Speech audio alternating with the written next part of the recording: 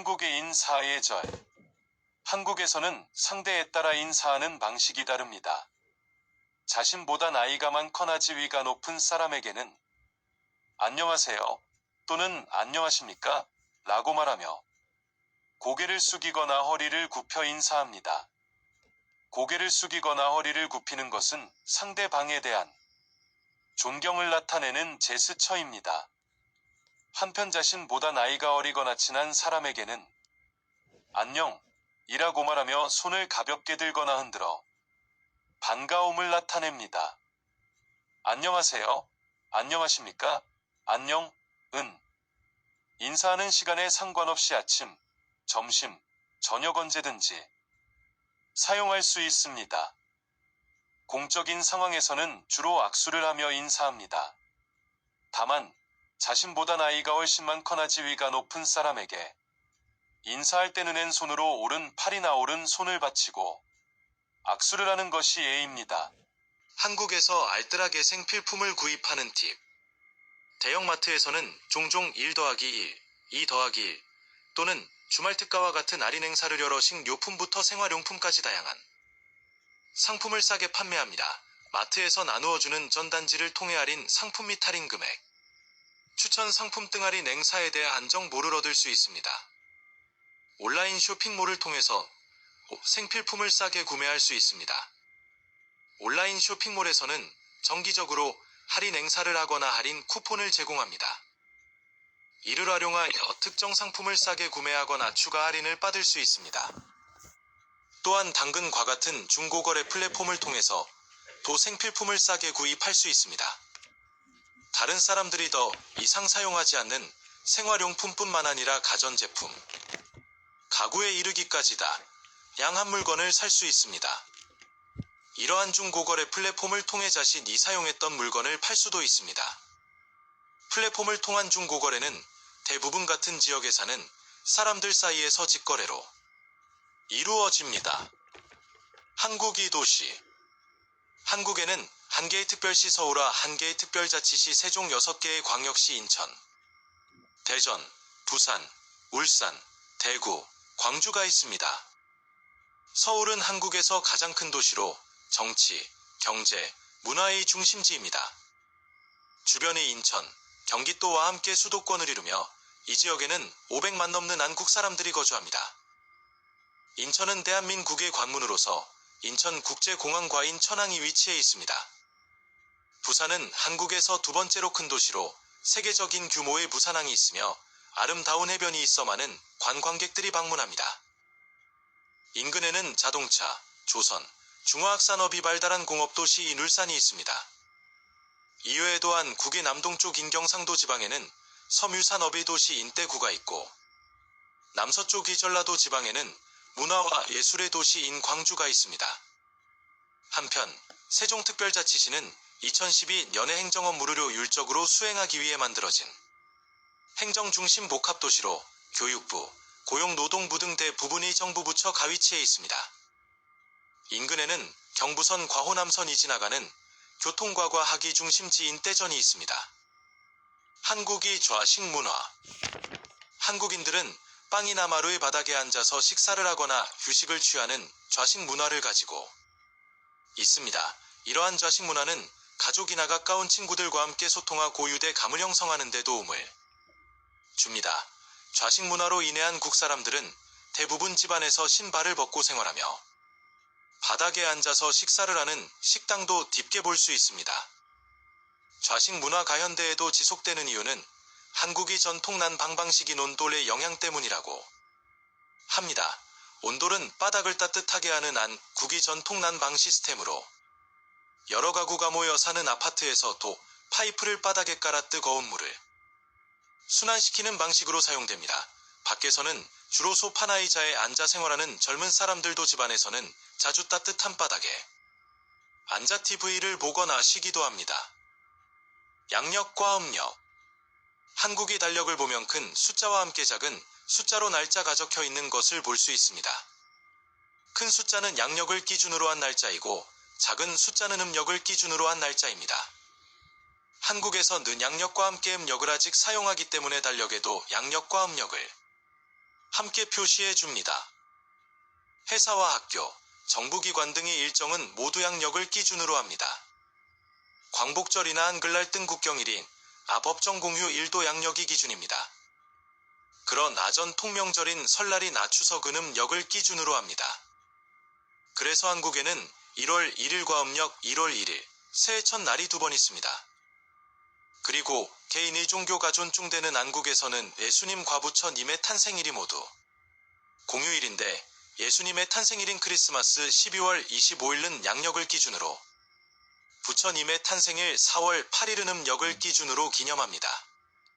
생일의 경우에도 양력을 기준으로 하는 사람이 있고 음력을 기준으로 하는 사람이 있습니다. 이렇게 양력과 음력이 함께 쓰이고 있어서 진짜 생일이 아닌 날의 백화점이나 병원 등으로부터 고객님 생일 축하합니다 라는 문자를 받는 해프닝 일어나기도 합니다. 직장인이 하루.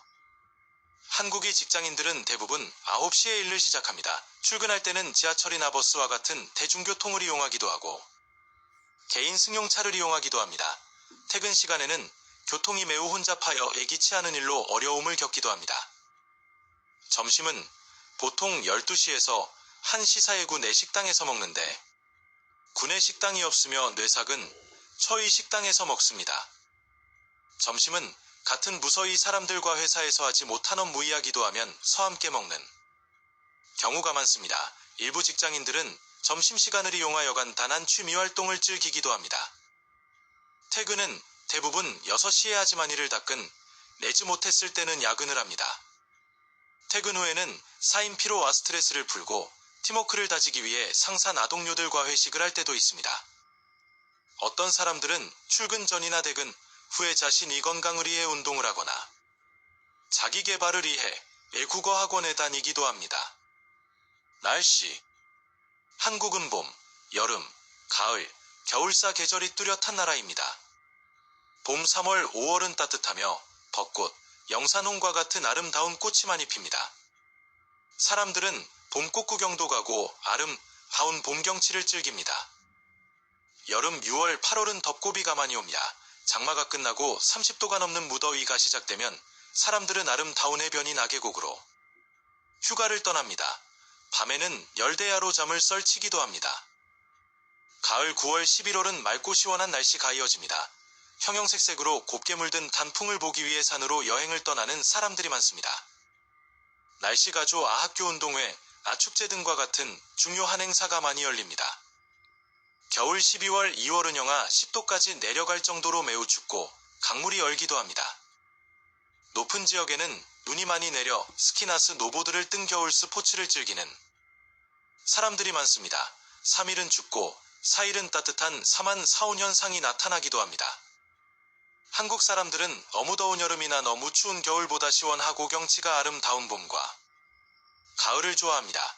그러나 요즘은 이상기온으로 봄과 가을이 짧아진 것 같다고 많은 사람들이 이야기합니다. 높임말과 반말. 한국어에는 높임말, 존댓말, 과반말이 있습니다. 높임말은 자신보다 나이가 많거나 지위가 높은 사람에게 사용하며 반말은 나이가 적은 사람에게 사용합니다. 그러나 나 자신보다 나이가 적어도 처음 만난 사람이나 가깝지 않은 사람에게는 상대방을 존중하는 의미로 높임말을 사용하는 것이 좋습니다. 최근에는 직장에서도 자신보다 어리거나 지위가 낮은 사람에게 높임말을 사용하는 경우가 많습니다. 한국어로 말할 때는 대화 상대방이나 대화 상황에 따라 높임말과 반말을 잘 구별해서 사용해야 합니다. 그렇지 않으면 상대방을 불편하게 할 수 있습니다. 한편 자신보다 나이가 많아도 가족과 같이 아주 가까운 관계라면 반말을 사용하기도 합니다. 딸이나 아들이 부모님께 반말을 하는 것을 쉽게 들을 수 있는 것도 이 때문입니다. 이와 같이 높임말과 반말은 존중의 정도뿐만 아니라 친밀감의 정도를 드러내는 중요한 역할을 합니다. 한국인의 식사. 한국 사람들은 주로 밥, 국, 반찬으로 구성된 식사를 합니다. 밥은 한국 사람들의 주식으로 쌀로 짓습니다. 국은 국물이 있는 음식으로 된장국이 나미어 국 등 다양한 종류가 있습니다. 반찬은 김치나 나물과 같이 밥에 곁들여 먹는 음식으로 함께 식사하는 사람들이 같이 나누어 먹는 것이 일반적입니다. 식당에서 식사할 때는 보통 반찬이 무료로 제공됩니다. 한국 사람들은 가족과 함께 식사하는 것을 중요하게 생각하며 함께 음식을 나누는 것을 소중히 여깁니다. 최근에는 외식이 증가하면 다양한 음식을 제공하는 식당이 많아지고 편리를 위해 키오스크를 사용하여 음식을 주문하는 가게가 늘어나고 있습니다. 키오스크를 이용하면 터치스크린을 통해 메뉴를 선택하고 결제까지 한 번에 할 수 있어 매우 편리합니다. 키오스크를 이용하는 방법은 간단합니다. 원하는 메뉴와 개수, 옵션을 선택한 후 결제 버튼을 누르고 카드나 모바일 결제를 통해 결제하면 됩니다. 주문이 완료되며 영수증이 출력됩니다. 키오스크를 이용하면 메뉴를 자세히 볼 수 있고 주문을 빠르게 할 수 있습니다.